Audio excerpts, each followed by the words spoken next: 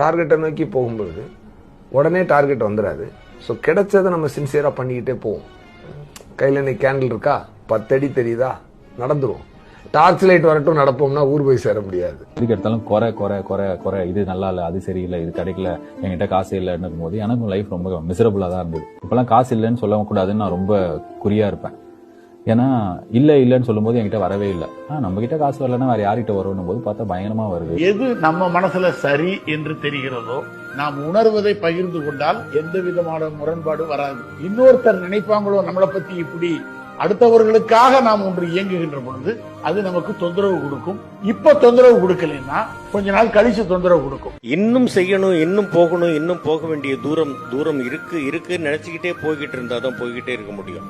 நான் இதை பண்ணிட்டேன் செஞ்சுட்டேன் அப்படின்னு நினைச்சிட்டோம்னாக்க அந்த இடத்தில் நம்முடைய பயணம் முடிந்து விடும். ஃபெயிலியர்ல தான் நம்ம யாரும் நம்ம ஆக்சுவலா தெரிஞ்சுக்கிறோம். சக்சஸ் நோக்கி மட்டுமே சொல்லிக் கொடுப்பாங்க ஸ்கூல்ல, பட் ஃபெயிலியரை ஹேண்டில் பண்ற சொல்லிக் கொடுக்கறது ரொம்ப ரொம்ப அவசியம். அங்கதான் நம்ம யாருன்னு தெரிஞ்சுக்கிறோம், அங்கதான் நம்ம நிறைய கத்துக்கிறோம், அங்கதான் நம்ம இன்னும் ஸ்ட்ராங் ஆகிறோம்.